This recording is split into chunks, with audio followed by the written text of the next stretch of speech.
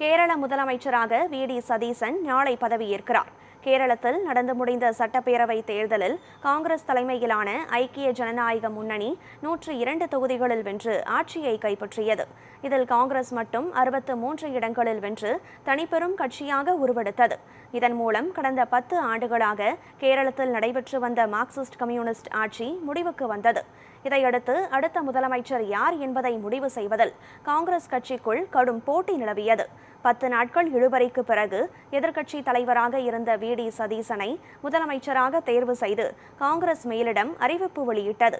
அதன்படி நாளை காலை 10 மணியளவில் திருவனந்தபுரம் சென்ட்ரல் ஸ்டேடியத்தில் நடைபெறும் விழாவில் வி.டி. சதீசன் கேரள முதலமைச்சராக பதவியேற்கிறார்.